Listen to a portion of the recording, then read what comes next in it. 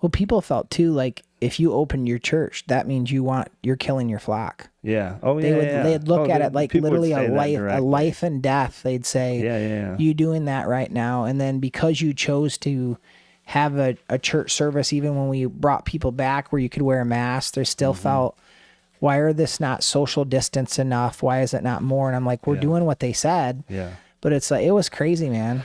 And the peace really just came in that time, I think, just by, trusting God, knowing that if we had sought the Lord in a decision and felt like a confidence that God had directed us, then you just have to, know, and you have to trust, in peace that the right decision was made.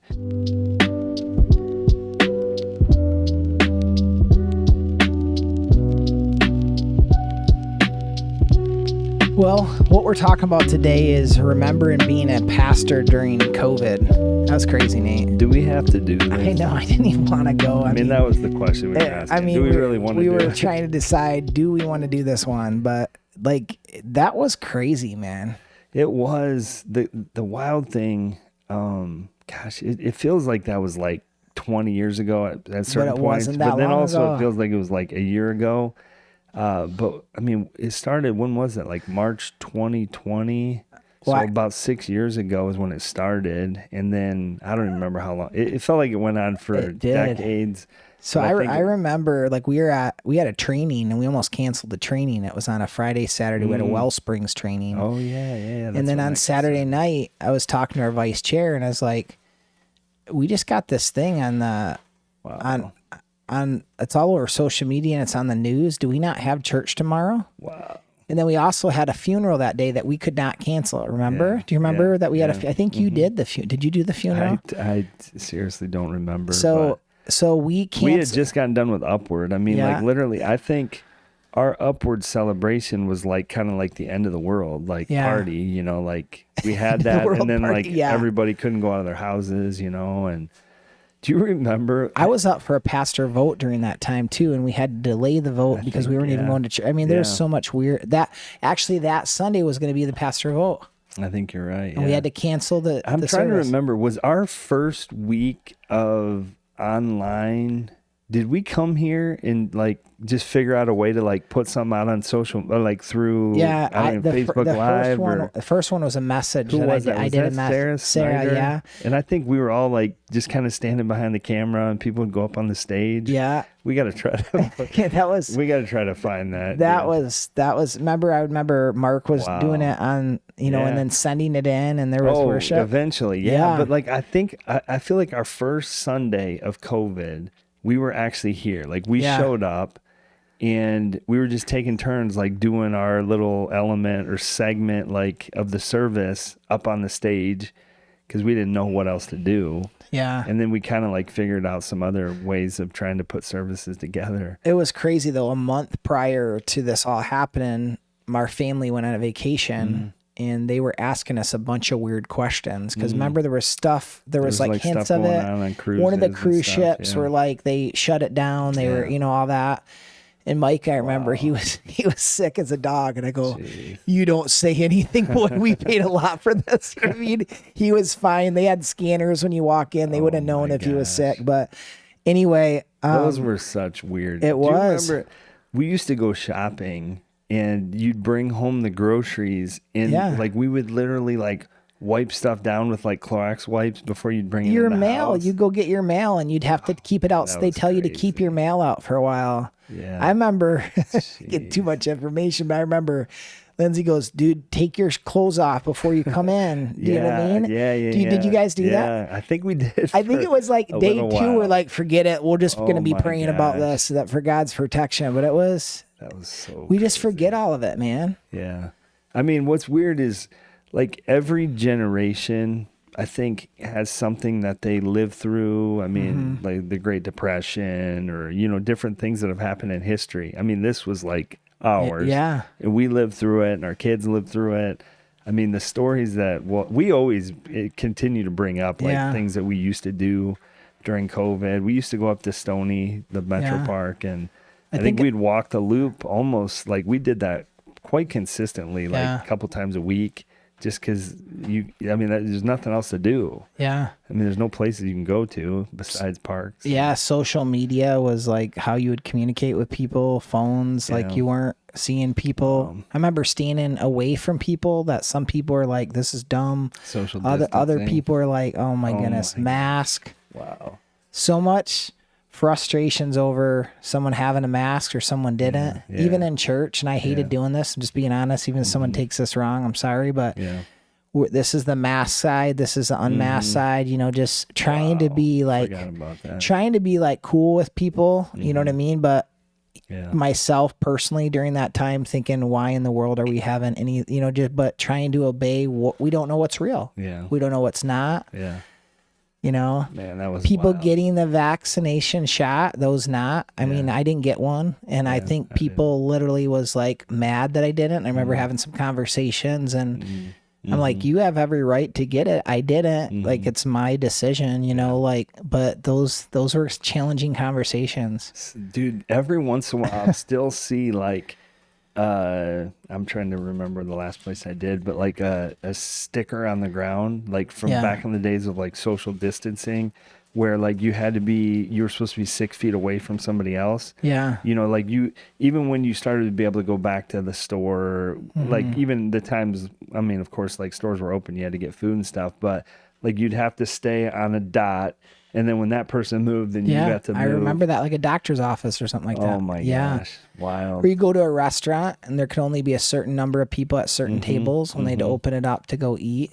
Yeah. You forget it all, man. Wild, man.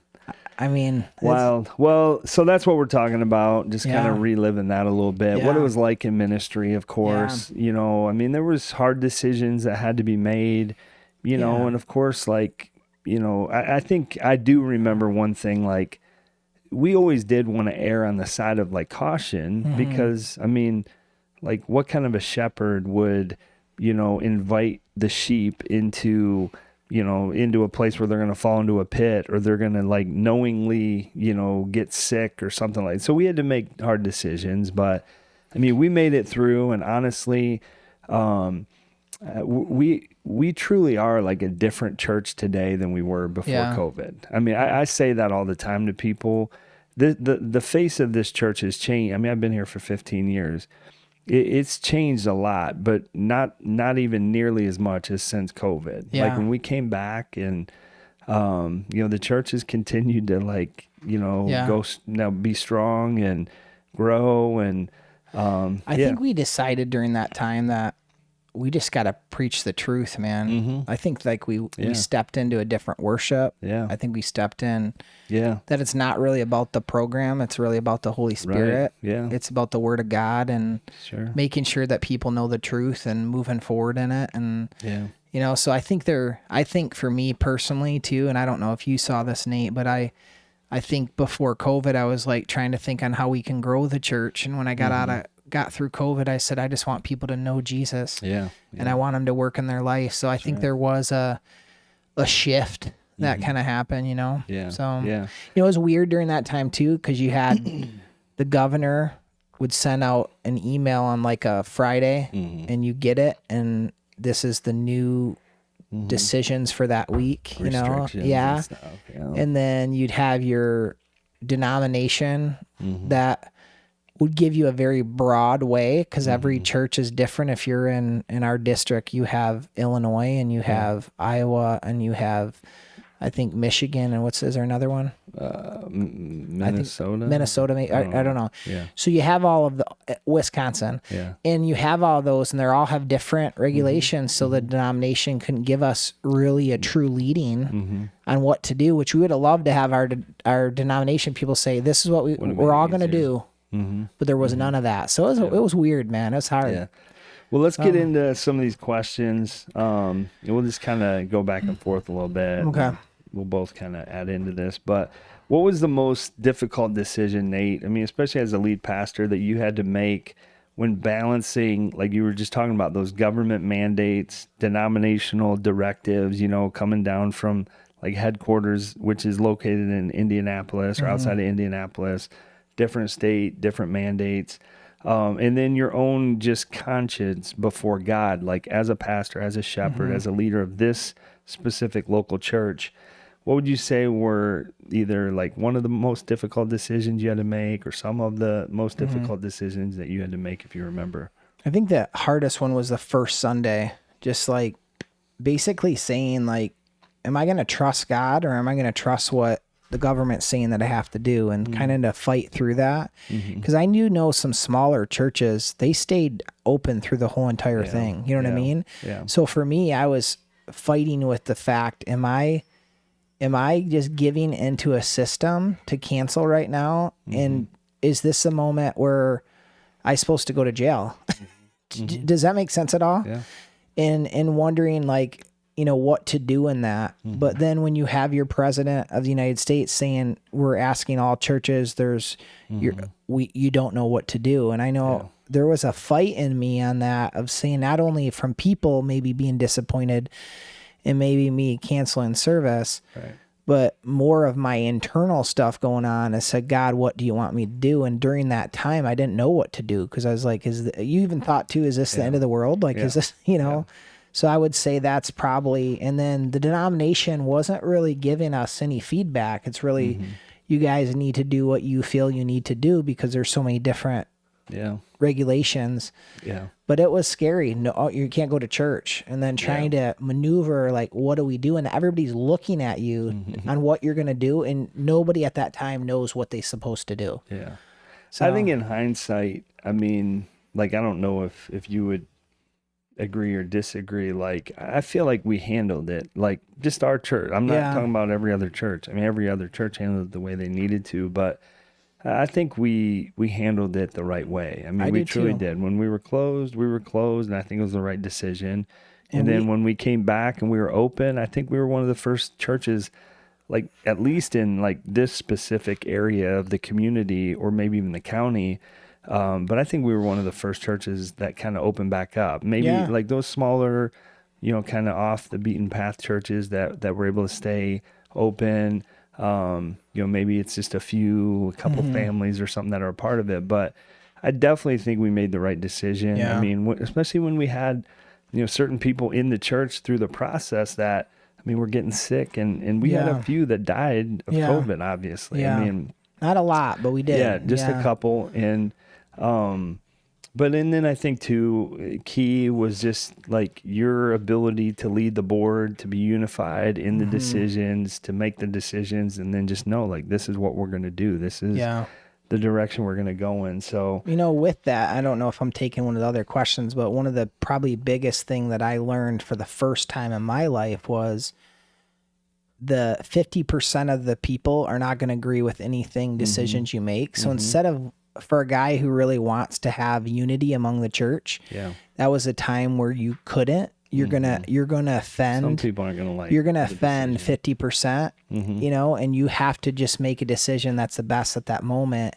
I think COVID made me a better leader because you had to decide, God, what do we do? Yeah. And you had to stay with your decision that you made to move forward with it. Yeah. So good. Well, then moving on, when you felt caught between, both protecting the flock as like a shepherd and then obeying external authorities, of course, like the governor's mandates and those kinds of things, where was it, Nate, that you turned for spiritual clarity, spiritual strength, maybe wisdom, advice, counsel? Where were you turning at that time? Do you remember? Well, you're turning to the Lord because you don't know what to do. You're asking the Lord, but you're also looking at you're looking at other churches and what they're doing. I remember it wasn't like one of those profound churches, but I saw this kind of medium-sized church put a plan together.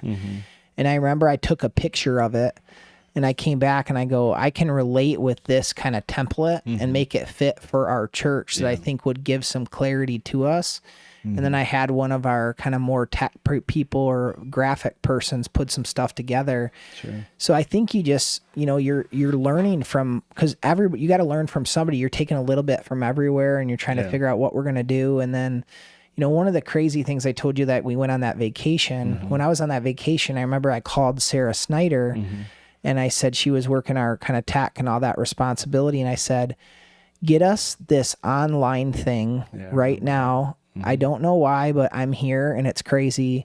So that if something ever does happen, that we're able to instantly do something with online. Well, that was totally the Lord. Yeah, that was good to see. You know, and so we got that, had it in time. Of course, we had to figure it out quickly. I like the first week, I remember I did just a video, if I remember. Then the next week we ended up going into like making a regular service and all that. But we had to watch other churches, what they're doing that first week. We had to see. Yeah. So we were in this complete learning mode, you know? It's crazy. Yeah. So how about this one? Can you describe a moment when maybe you felt completely overwhelmed by the weight of leadership, and how did you find peace in the storm? It's your turn, Nate. Yeah. I mean, I don't like, as far as like being the lead pastor, I can't really speak from that standpoint, you know, as far as like during COVID, but I mean, I can remember feeling the pressure that you felt, you know, that the board felt in, you know, making these decisions. Like, what are we going to do? I mean, and then you make a decision and then you kind of begin to question it. Or people ask questions. It's like, why don't we just stay open? Or why don't you do this? Or why don't we just like find a different way to gather? And it was, man, it was a lot. It was heavy. Well, people felt too like if you open your church, that means you're killing your flock. Yeah. Oh yeah. They'd look at it like literally a life and death. They'd say, you doing that right now. And then because you chose to have a church service, even when we brought people back where you could wear a mask, they still felt, why are this not social distance enough? Why is it not more? And I'm like, we're doing what they said. Yeah. But it's like, it was crazy, man. And the peace really just came in that time, I think, just by, you know, trusting God, knowing that if we had sought the Lord in a decision and felt like a confidence that God had directed us, then you just have to know, and you have to trust, you know, in peace that the right decision was made. Yeah. I mean, again, I look back, or I think back, and I mean, there's no like glaring like, oh my gosh, we shouldn't have done that. Yeah. Like, again, I'm way more of like, let's err on the side of caution. Yeah. And I think we did that for the right amount of time. Like, we were very cautious, you know, for the right amount of time. Not to be dictated or, you know, not to be, you know, pushed over by anybody.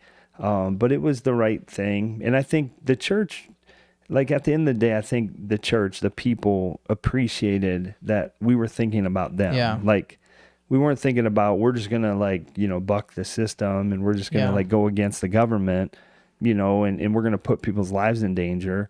Like, I think it meant something, you know, when they stepped back and thought about it. It's like, well, we're making the decisions we're making because we care about the people of God, like the church. Yeah. So I think too, in that time, I would say the messages that we picked meant something more. Like, people were more turning in. Like, I remember we had a lot of people listen to us online, and they were really wanting to hear what we had to say during that time. Because I think people were thinking it was the end of the world. Like, I think that the way that we were all going to die out in the population, and, you know, a lot of people did die during that time, but I'm just saying, I think that they even thought more that this was it. So it made you feel the responsibility of the message, and what you put out, you know, is so significant and so important. So how about this one? How did the isolation and constant change impact your personal walk with God and your family life? As far as like my personal walk with God, that was a really good season for that. I mean, it was just because life was simple. It wasn't like sports activities and church activities and, you know, life. Yeah. I mean, you'd wake up. For us, ministry looked a lot different, you know, in that season, as far as, you know, with the staff, leading ministries, you know, trying to like find creative ways to like connect with the church. You know, but I mean, there was just a lot of downtime. There was just a lot of time to spend, you know, really pursuing Jesus and spending time in his word. And I mean, that was one of the things, like, as I look back, I'll never, you know, I'll never forget, is just the slower pace, because that's really just, It's not the life that we live on a normal basis. But when it comes to, family life, I mean, we kind of always felt for like people who maybe they're like single, or maybe it's just 2 or 3. I can't imagine what that would have been like. In our house, when we're all together, just our family, I mean, we're talking about 9 people. So, I mean, socially, we've got a lot of people that we can interact with in our own home. But, your heart goes out to people who, we have many like widows and widowers in the church, or, people who don't have other people that they were able to connect to really. Yeah. And your heart just broke for them, like for the isolation that they would have been living in. During that time, my mom was in the hospital and we couldn't see her at all. Wow. So it was like 9 months, man, where we didn't get to see mom. She was in and out of the hospital. And then my dad's by himself during that time, and I know a lot of people that they're standing outside a window because they're not able to, we forget that time, man. Even Annie in our church, she couldn't see her mom. She had to look through a window to see her, and then her mom died, So I just can't imagine some of that stuff, that we forget. But I would say during our family, we got close. Just we were together. We were playing more games together. We couldn't go into the church, so I might be doing more things with them around there, trying to figure out what to do and laughing a lot. And then, but we really had no one else around us. It was crazy. In a certain kind of way like that. I mean, especially like guys with families. I mean, you kind of wish like every 5 years we could live through like a 5 or 6 months of just like taking your foot off the gas, like where everything just slows down. You get this time, together, because that's the way it should be. Yeah. And of course, we're the ones who have control over our schedules and time and all that kind of stuff. But I mean, life really does tend to get in the way when you got this place and that place to go to and you're just running all over. But it was a good season. I mean, we don't really personally, our family, we don't really look back and go, what a horrible season. It was different. Yeah. But there was a lot of good that came out of it. You know what's crazy on that too, Nate, just to say what I remember too, because I was involved in a ministry called More Than a Bus during that time, we were considered I think it was essential. Oh yeah. Because we had food, so we would still go out all the time. Sure. Oh wow. So I believe in some ways that little piece of that was almost like another thing that just helped me, because when you're dealing with homeless and all that. So I was going to say that was kind of significant for me. Wow. So. Well, let me ask you this. So especially as a lead pastor at that time, when conflict arose over masks, over vaccines, or reopening, church, as far as welcoming the church back into the building, how did you seek, or how do we seek to lead with grace and truth? And where do you think, if you can remember, were there any points where you feel like we maybe fell short? Yeah, I would, you kind of said this earlier, but I feel like we did a great job.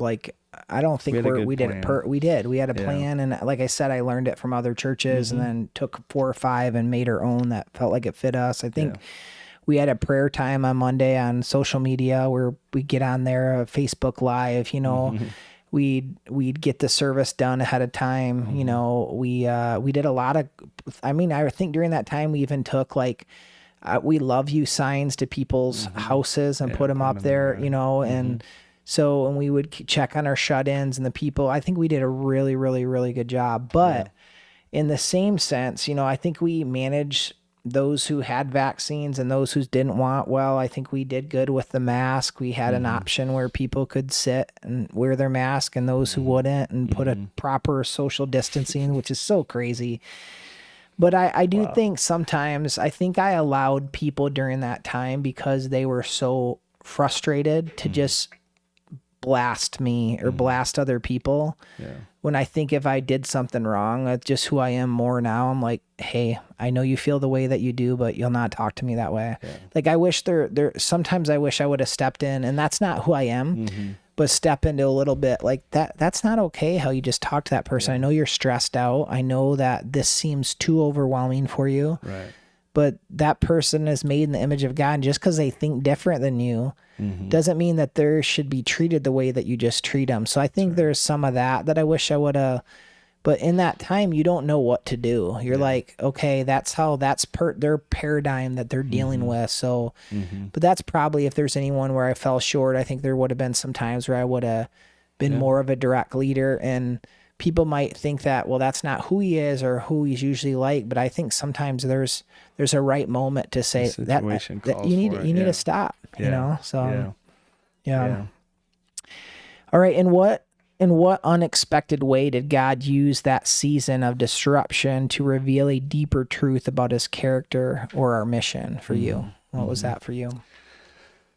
Well, I would say, especially growing up in the church, like we only ever knew kind of one way of like going about the mission, trying to reach people. But when there becomes very clear like obstacles and roadblocks as to like how you can engage people, there was, this COVID season called for a much more like intentional response to like connecting, to loving people, to, really, sharing the truth of who God is, even, in seasons like this with the community. This wasn't a time where, we were out and about welcoming. You're more intentional. Oh, you had to be. You had to think that way. Yeah, you had to be. And so, and yet I think just like even in the world in general, I think it opened up some new doors, even like with technology, like Zoom, exactly. I mean, it just doctor telehealth. Like, remember you wouldn't go in, you'd have to go. I mean, that was a video stuff. Older people got to a crash course in technology super quick. Yeah. And I think it also just expedited the ability that we have to use technology, even for other like ministries, like parachurch ministries, online ministries that, they kind of really expedited the process of like getting information out, getting, the gospel out to people all across the world, because that's really all we had at that time. Yeah. And so it gave people, ministries, churches, an opportunity to figure out how can we use different kinds of platforms, different kinds of opportunities, but you had to be extremely intentional, in that season and in those moments. Yeah. I remember even like we had a district conference and we couldn't go to district conference. So it was online. It was really weird. That's right. Do you remember that? As like a church, and like during that time too, because we couldn't get together for a conference, we had to ask the board members to stay on another year, and then my pastoral vote, which was the one where you decide if I'm staying the next 4 years or not, was put a year later. So instead of being there 2 years, I'm 3 years for my pastoral vote. There was so much going on, that's know? Yeah. Well, let me ask you this question, Nate. How did our dependence on the physical building change? Especially because when people think of the church, they automatically think of like this brick and mortar building that we're sitting in. But how did our dependence on the physical building change? And what did we learn about the church being the people, not the place, during that season? Well, I think it changed everywhere, not just even the church. Like, the buildings didn't seem as important anymore. Like I think people started looking at buildings and going, we could actually work at our house and not pay the rent on this huge building and still succeed as a company. Then I think later on people are like, well, some people are not working hard and they're they're becoming lazy and enjoying it too much that we're going to bring you back in, you know? But I think a lot of people said that we can change during that time. I think for me, what it did was, the church is so much bigger than this building. It's the church is not the building. The church is, one of the things that, this was very controversial, but the BYF, our oldest group in our church, they begged us that they could meet during COVID. So here we are shutting down as a church. But these older people have signed a thing with a lawyer that says all their name, that they will not hold the church responsible. I'd forgotten. Do you remember that? Yeah, because they wanted to get together. They still did social distancing. They still did things, but they said, we're older and we need community. You know what I mean? Yeah. So I don't know if I'm answering that, but it's like it realized that the church is not the building. The church is the people and the community, and how much really during that time, people needed each other more than I think they ever realized they needed people. Yeah. Because they were they were getting down, you know, and I this isn't with this question, but you know, when you look, and I don't even think it's one of our questions, but when you think of the effect of COVID and what it's had, and now is, I think more people need counseling. I think there was an effect that happened with COVID, the isolation. I think some of the kids that went through that, their schools, remember I think your daughter's college was weird, wasn't it, during that time or something? What was going on? I remember, like they couldn't. Well, I mean, just school in general. I mean, the if a kid got sick in school, you're out for a week, even when they went back to school. I mean, teachers today are paying the price for these kids that, you know, were trying to start, you know, preschool, kindergarten, trying to do it online, you know, like they didn't get the same kind of like education, attention. And so they're dealing with a lot of, you know, the ramifications of what came out of that. Yeah, it's crazy. I mean, sometimes colleges, like imagine being at a college and it said, well, tomorrow we're not meeting. We're going to do it all online now. And then you got to figure out, poor colleges and schools trying to figure out during that different time. Yeah. You know, but I think it exposed maybe for some, like the importance of community. Like we take for granted community. We take for granted the fact that we can gather, because as soon as you can't, or you're, you know, you're not supposed to, all of a sudden it's like you have such a craving for it. Yeah. And yet when you're living that out week in and week out, you don't even understand,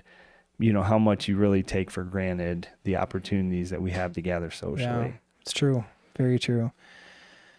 I would also say with the building though, like even now I look sometimes and I just say, we did some outdoor things that was cool. Remember we had a worship thing outside. You know, even our baptism at the lake, like things, we did some things that were kind of cool. I think we realized that we don't have to be in the building to do this. Now in Michigan, you feel like in the winter months and when it's really cold, you got to be, you know, in a place that you can stay warm. But I thought we were really creative. I think we did a lot of, food things for people during that time where people would drive up and we'd have things out. Yeah. We did drive up communion. You know, we did a bunch of different stuff. So, So what new rhythms or practices did we develop during that time that we should intentionally carry forward?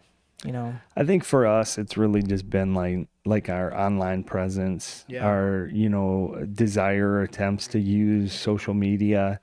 I think that's how you stayed connected with people. It was, you know, what you saw on Facebook. I mean, I still have people today who, you know, talk to me about how much they enjoyed when we used to do, I don't even remember what day it was. If it was a specific day, like one of us would get on Facebook and share a devotional or something. People enjoyed that kind of stuff. But we've tried our best to, you know, use for good the platforms of social media, online presence, our services. I mean, that's for a lot of people, that's still like kind of like the front door to the church is like their opportunity to check us out. But I mean, if you think about it, before COVID, we really weren't online. Our church wasn't. I know a lot of churches were, of course, but we weren't. So I think that was good. And that's one thing that we've kept. And now you pretty much can't imagine not having online. Like you think about, and I think people now have an importance of it. I mean, I'm amazed how many people watch our services online and, you know, so our messages it's crazy. I think too, Nate, just like I was just talking about, you know, like I think some people that used to take community for granted, they don't anymore. Like when all of a sudden, like you're living in pretty much like isolation, like you're not having the kind of interaction that you were able to have before with the church, like with the people, you know, of God that you were pursuing faith with. All of a sudden, I think there's like a greater desire and like hunger for people to connect to that. And I mean, we're still finding people that, you know, any opportunity they can, they're a part of a Bible study, they're going to be in service. If there's an event going on, they're going to be here because they don't want to, you know, experience that isolation again. It's true.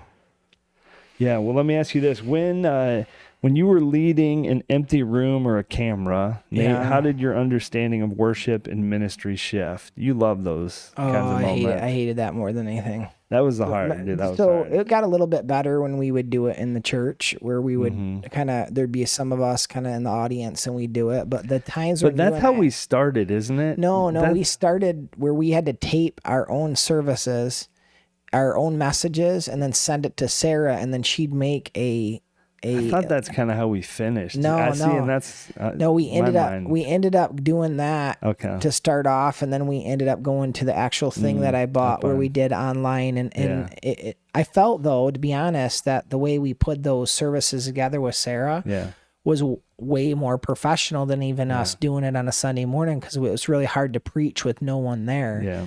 You know, but it was hard, man. I remember, how do I get excited and motivated to really challenge when there's nobody out there? And I remember I tried to put my kids out there once. Yeah. It was the worst, man. And I don't know how many times you had to do it over and over again. Oh my God. But I would constant over and over again. And then finally one day I just says, I'm just doing it. Yeah. And then it got a little easier, because I was like, I'm going to mess up in it, and it's okay. I know it's online, but it was horrible, man.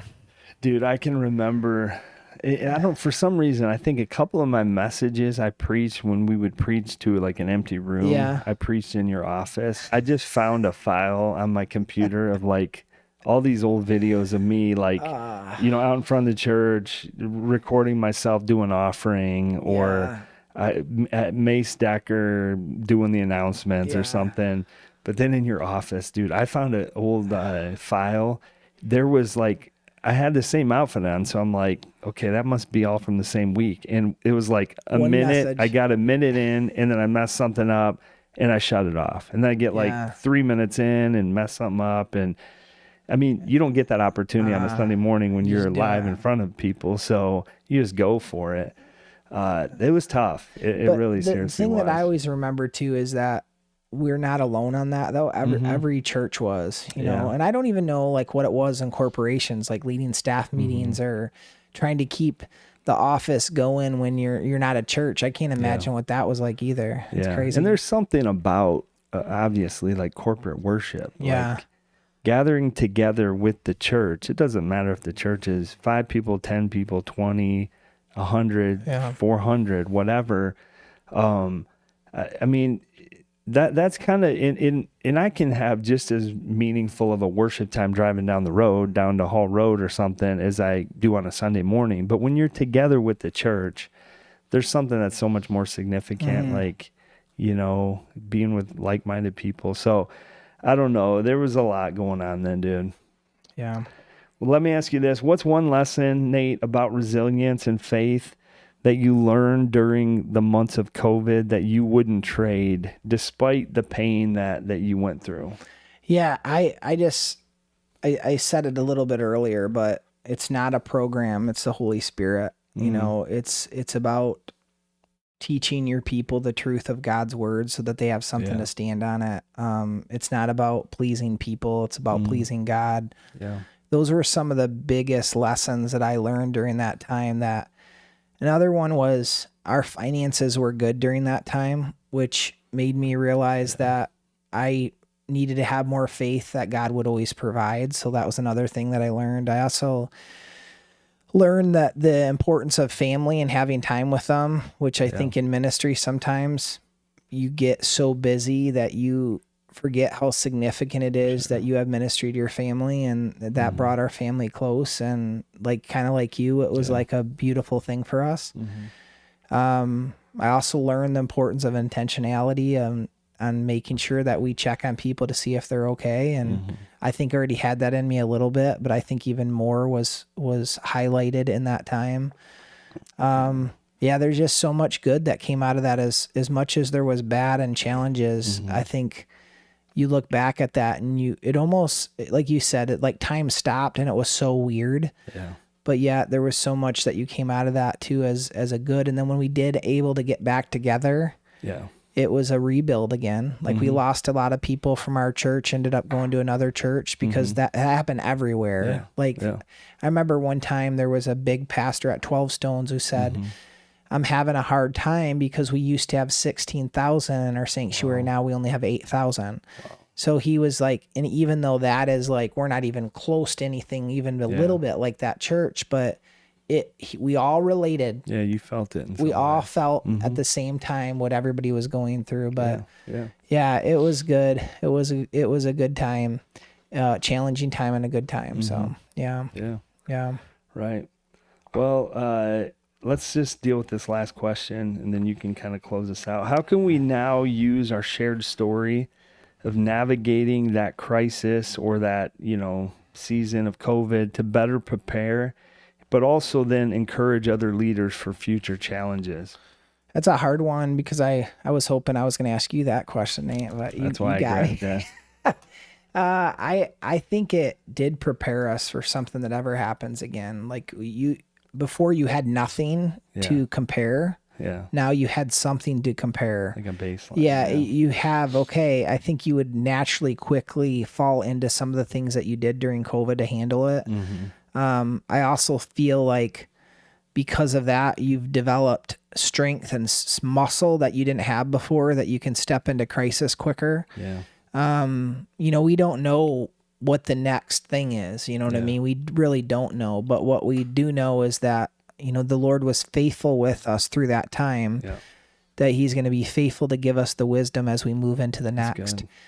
And I do want to say, like, there's a lot of challenges with this whole time. Like, a lot of people fight over, I got the vaccination, I'm mad. You know what I mean? Others are like, still believe like, hey, this was okay. So there's a lot of confusion that went from this time too. And I don't want to miss that, just to say that some people get angry about that. I know even when I say this, my mom got the vaccination and it wasn't long after that she died after getting it. So like, there's a lot of people that are fighting through those things. I'm not trying to get into that in this podcast, but what I just would say though, is that a lot of pain was during that time too. And I don't want to miss out on some of the people that lost loved ones and, and I just want to say personally to anybody, cause I lost my mom during that time, like because of her condition and I believe the COVID shot, I pray for those people that couldn't see their loved ones. And like, I would hurt over people cause I couldn't see my mom. So I learned how significant it is, going back to something you said earlier too, about just community and being with your family and the intentionality of being around them and hugging them and loving them and being with them in the same room. And when they're sick, knowing you can sit beside them in the hospital bed when at COVID, you couldn't be near them. Yeah. So I'm thankful, and so God did see us through it, learned a lot, and I think we're actually better from it. So yeah, we certainly are. Yeah. God is faithful. Yeah. He is. And I just want to remind people that, as we go along in these podcasts, if ever there's something that's encouraging or uplifting to you, we'd love to encourage you to share this on Apple, Spotify, Amazon, or YouTube. And if you're looking for a local church in this community, we're in Washington Township. Would love to encourage you to come. We have services at 9-11 on Sunday mornings. We have different ministries throughout the week. Some really great ministries at this church that God is using. And we'd love to connect with you if you don't have a local church. But yeah, again, it's been great kind of just remembering God's faithfulness ultimately, throughout that COVID experience. But Nate, would you close us in prayer? Yeah. Dear God, we thank you for just revisiting a tough time, a challenging time that many of us all went through, that in a lot of ways we want to forget, and then other times we remember, and even some of the things that even Nate and I talked about today just refreshes our memory of those times. And I just pray that you just be with each and every one of us, God. I pray that we'll be people that are in the Word. I pray that we'll care about what you think, not what others think. And I pray that we'll be about the Holy Spirit moving more than a program. And I also just pray, God, that we'll be more intentional with people, and that some of the things that we pulled into during that time of COVID, that we will step back into to really truly be intentional, love people and notice people.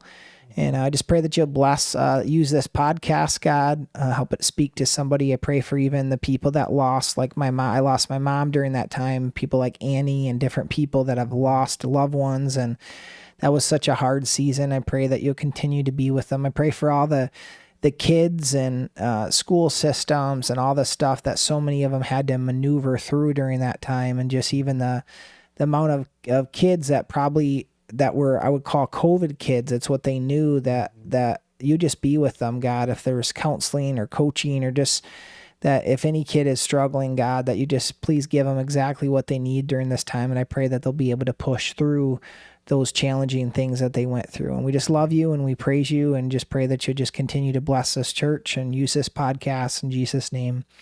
Amen. Amen. Thanks for tuning in to today's episode. We're so glad that you're here.